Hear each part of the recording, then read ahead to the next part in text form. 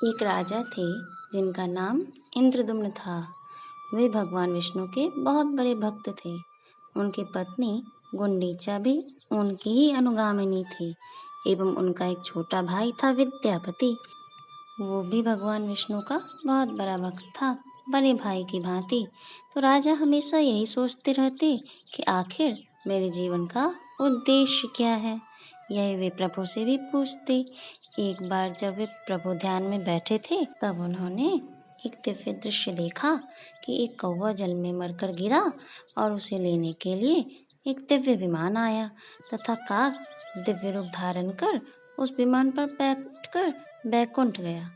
अब राजा का जब ध्यान टूटा तो राजा ने अपने मंत्रियों एवं विद्वानों से इस विषय पर मंत्रणा की। तो एक विद्वान ने बताया कि पुराणों में ऐसे नील सरोवर का उल्लेख है। इस सरोवर को रोहिणी सरोवर के नाम से भी जाना जाता है। इसमें कोई भी प्राणी स्नान कर ले तो उसे मोक्ष की प्राप्ति होती है। एवं नील माधव का भी उल्लेख है, परंतु कालक्रम से वह सब लुप्त हो गए हैं। किंतु भक्ति के द्वारा सब कुछ संभव है।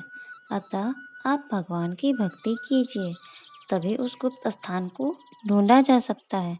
तब राजा इंद्रद्युम्न ने श्रीहरि को रोकर पुकारा। तब भगवान ने राजा के ध्यान में बताया कि तुम पूर्व दिशा की ओर आगे बढ़ो, तुम्हें लक्ष्य अवश्य मिलेगा। राजा ने प्रभु आदेश का पालन किया। अभी वो कुछ आगे बढ़े ही थे कि आगे तो रास्ता ही बंद था। अब उन्होंने सोचा कि क्या करूं, उसे कुछ समझ में नहीं आया। तो राजा ने भगवान की तपस्या की। तब श्रीहरि ने हनुमान जी को राजा के पास भेजा सहायता के लिए। हनुमान जी ने राजा को दर्शन दिया और कहा कि राजन, तुम बड़े सौभाग्यशाली हो। तुम्हें स्वयं भगवान ने चुना है अपने इस दिव्य धाम को धरा पर प्रकट करने के लिए। तुम्हें श्री जगन्नाथ मंदिर का निर्माण करना है, जो कि प्रभु के चारों धामों में से एक है।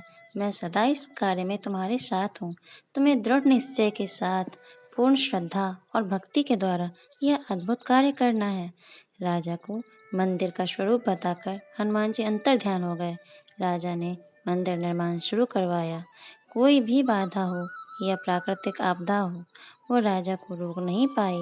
उनके दृढ़ निश्चय के आगे हर मुश्किल ने घुटने टेक दिए। अंततः मंदिर बनकर तैयार हो गया। साथ ही जिस स्थान पर राजा को हनुमान जी ने दर्शन दिए, वहाँ राजा ने हनुमान जी का मंदिर भी बनवाया।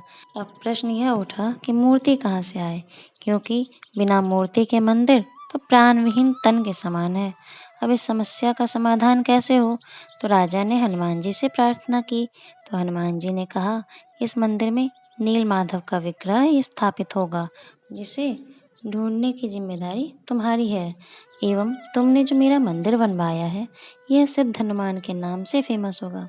अब राजा ने विद्यापति एवं 3 विद्वान ब्राह्मणों को प्रभु के प्रसादी फूल देकर चारों दिशाओं में भेजा नील माधव विग्रह का पता लगाने। चारों अलग अलग दिशाओं को गए। कुछ समय बाद तीनों विद्वान ब्राह्मण तो हार कर लौट आए, परंतु भगवत इच्छा से विद्यापति सही मार्ग की ओर बढ़े। अंततः उन्हें दूर से नीली रोशनी, जो कि नील माधव के विग्रह से निकलती थी, वो दिखाई पड़ी। वो समझ गए कि सही रास्ते पर हैं।